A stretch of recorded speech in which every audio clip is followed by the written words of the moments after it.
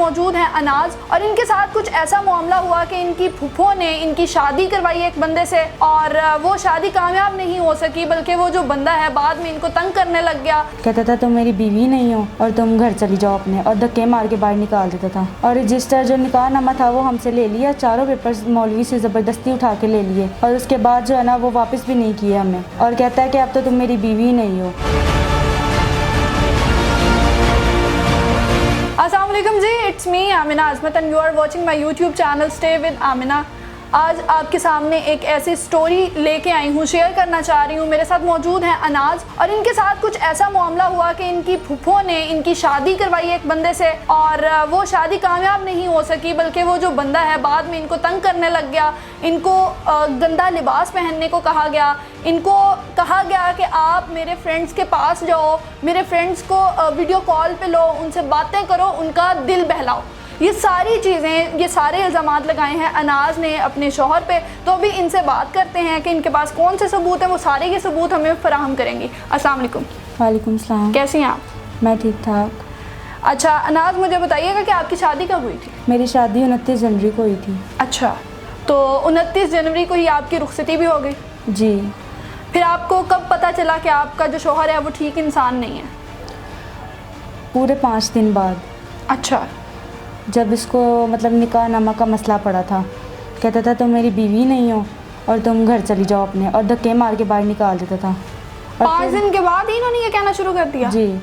اور رجسٹر جو نکاح نامہ تھا وہ ہم سے لے لیا, چاروں پیپرز مولوی سے زبردستی اٹھا کے لے لیے, اور اس کے بعد جو ہے نا وہ واپس بھی نہیں کیے ہمیں, اور کہتا ہے کہ اب تو تم میری بیوی نہیں ہو, جاؤ یہاں سے چلی جاؤ, اور اکثر تو مار پیٹ کے باہر نکال دیتا تھا.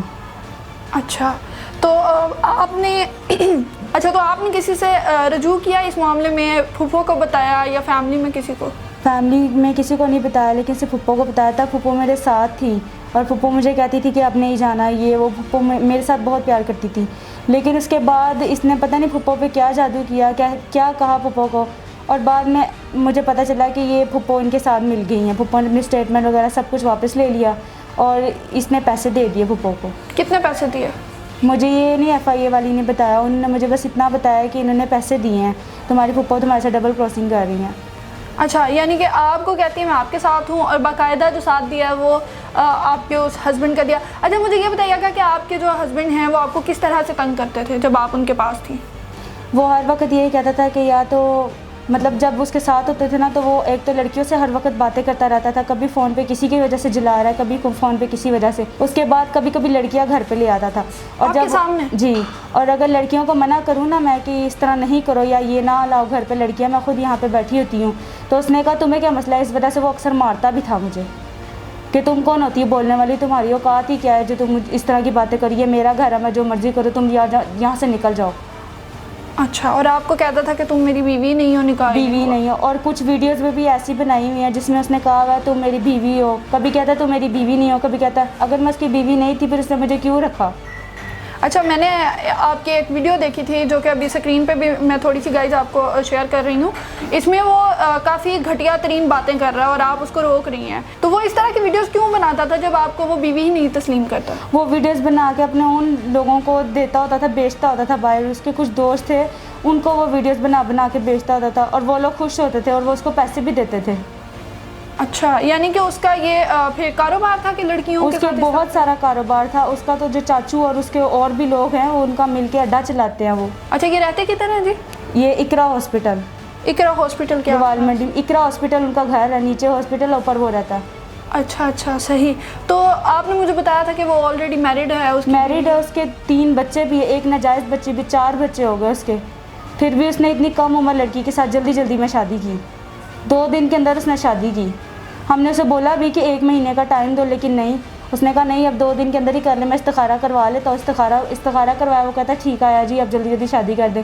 استخارہ بھی اس نے اوپر اپنے مولوی سے کروایا, اور مولوی کو اس نے پیسے دیے ہوئے تھے. کبھی کہتا تھا نکاح ہو گیا ہوا, کبھی کہتا ٹوٹ گیا ہوا, کبھی کہتا نہیں ٹوٹا. اور اب جب اینڈ پہ اس نے مجھے طلاق بھی دی تھی نا, اس کے بعد بھی اس نے مجھے کہا, اب وہ کہتا ہے کہ میں نے طلاق بھی نہیں دی, اس کو بھی پیسے دے دیے اس نے. آپ کو 3 طلاقیں دی؟ پوری 3 طلاقیں مولوی کے سامنے دی, لیکن اب مکر گیا. مولوی جو ہے وہ تو گواہ ہے نا.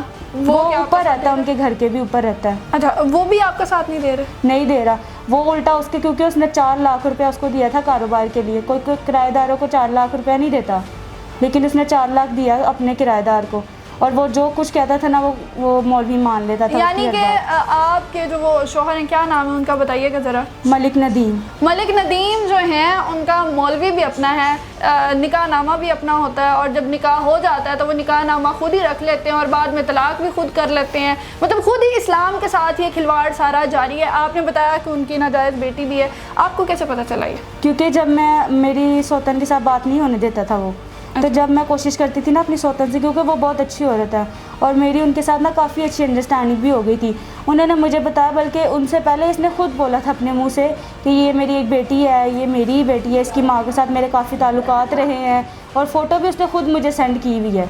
और उसने कहा मेरे इसके साथ काफ़ी ताल्लुकात रहे। बाद में ये औरत कहने लगी ये बच्ची तुम्हारी है, तुम्हारी, लेकिन ये बच्ची मुझे तो लगता है मेरी, और उसकी शक्ल भी बिल्कुल अपने बाप जैसी है, यानी इसकी शक्ल बिल्कुल इस नदीम जैसी है, बिल्कुल नदीम जैसी है। और ये उसको कहता है कि जब मैंने तुम्हें अपना नाम नहीं देना, उसको भी नाम नहीं दे रहा अपना। फिर उसने मेरी सौतन से रब्ता किया, मेरी सौतन से मेरी बातचीत हुई, उसने भी मुझे बताया बेटा जी ये इसी की बेटी है, इसने भी मुझे सारा कुछ अपना बताया हुआ है, और वो उस बेटी को भी कबूल करने के लिए तैयार नहीं है।